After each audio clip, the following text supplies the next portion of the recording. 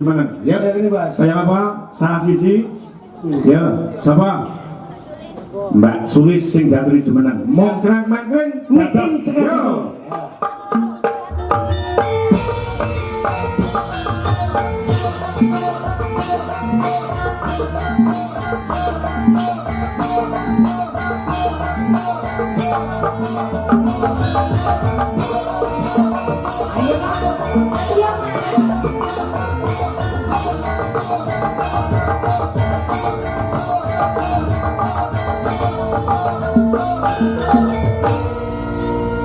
Embok piye karepmu saben dina kok ngajak aku hasil gede kowe jaman tangan kata rasa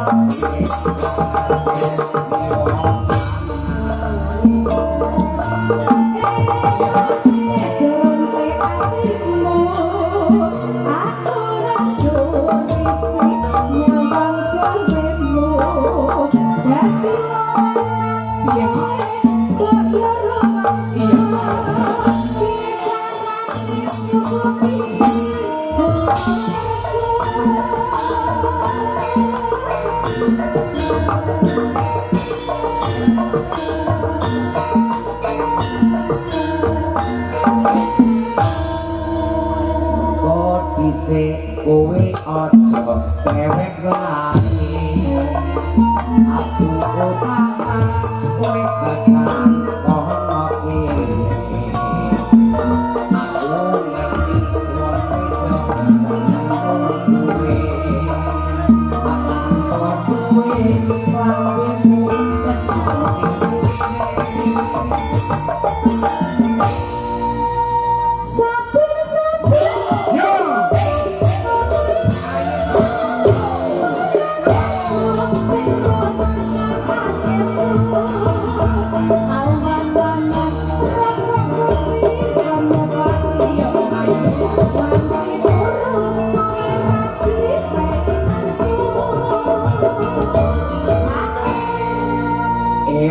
eman dik sayang kowe kudu dhewe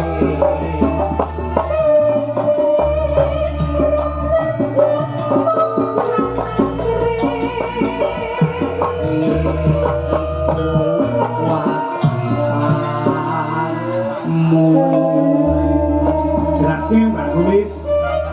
Nggih lho Pak, niki dadi wong lanang karepe piye to Mas sampean kuwi?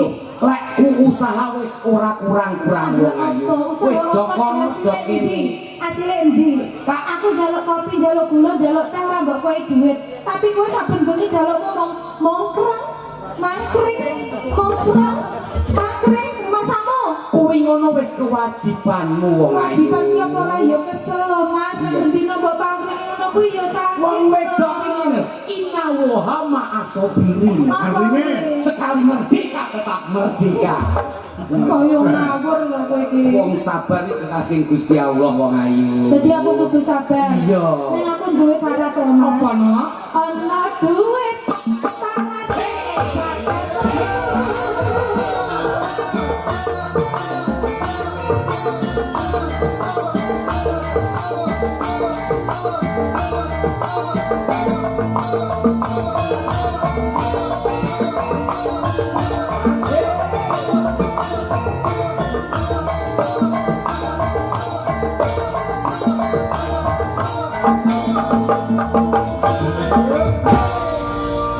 embok piye karepmu saben dina kok ngajak aku hasil gede kowe jaman tangan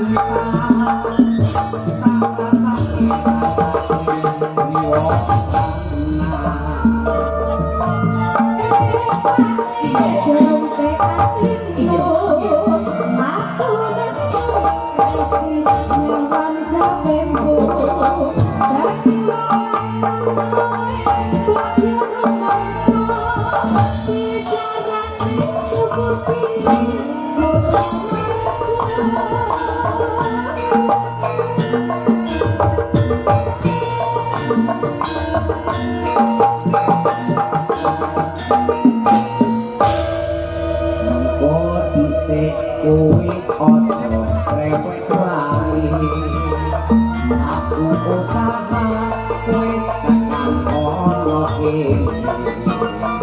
aku ngerti wong wedok senengmu duwe akan kowe wangimu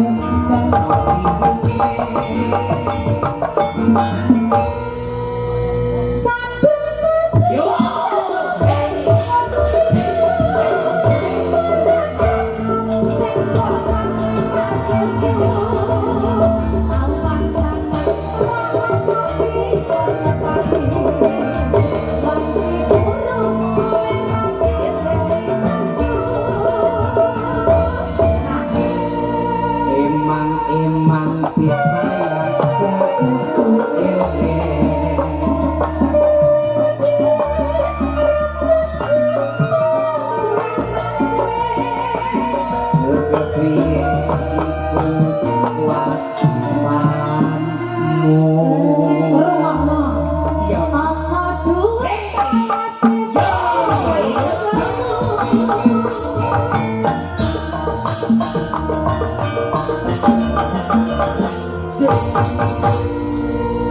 sembah nuwun lagu sampun atur Mas Didik kalian Mas Ludruk kula nuwun bukan satu tumbang panjenengan duet kali sinden Sekar Gadung sinten Mbak Punjung kalian sinten Nyuman nggih pun tembange gawe penak mawon pokoke yo kaya apa Mbak Punjung diaturi jemenan langsung dados yo tole tatit kintenana pake kaya apa sabete garapane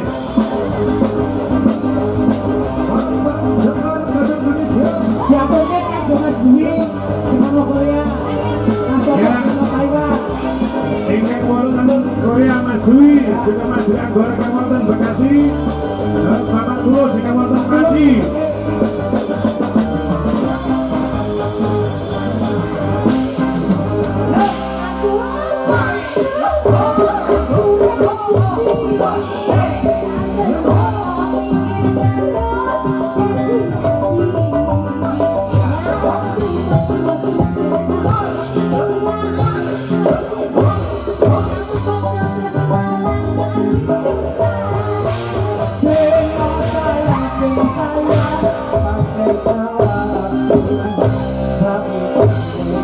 terus terang mengsingamu kawitane kangmas yo aku sembadan rata anggap temenan kok kebablasan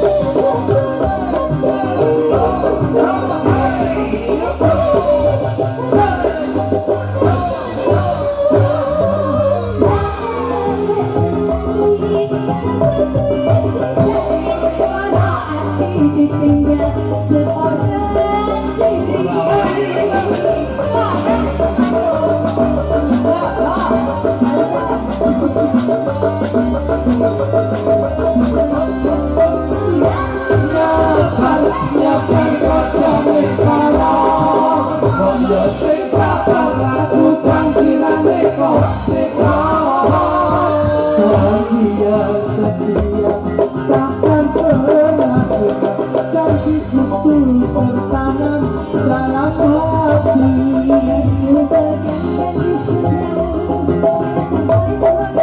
benarkanlah isi hatiku aku bisa mengkiramu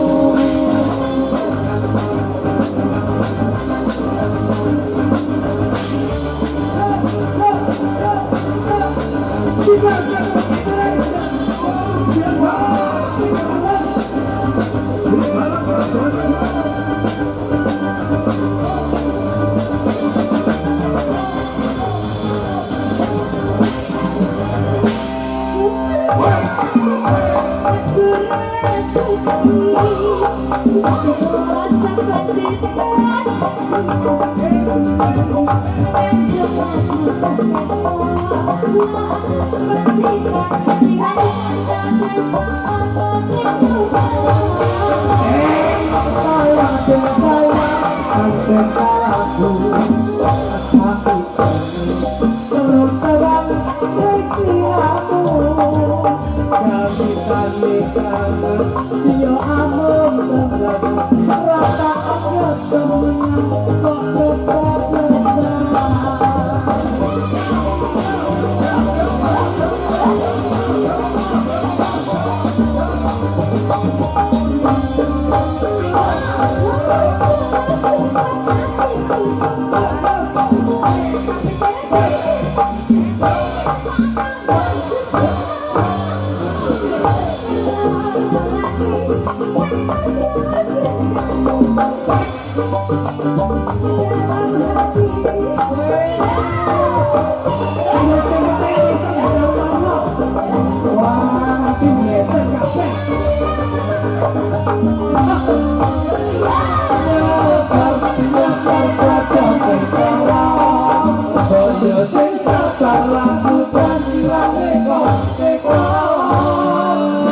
setia takkan pernah hilang dan cukup tulus sekarang dalam hati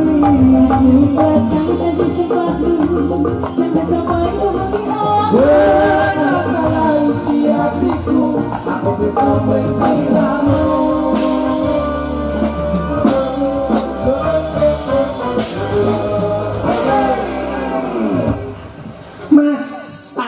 Mas Dalang, insyaallah Yayino mawi dahar kekatan nggih mboten sekeca kirang prayoga teng ladanan. Insyaallah menapa ingkang dipun gayuh, menapa ingkang dipun jangkung piyayi paning roya ngilang sampung Ponorogo insyaallah RT 2 RW 1 dipun panggihaken kabagyan kamulyan saha katentreman. Nawaipun bersih dusun insyaallah dusun tebih saking Sengkala Bilahi Sukerto dipun panggihaken tentrem rayu wilujeng widodari Allahumma amin.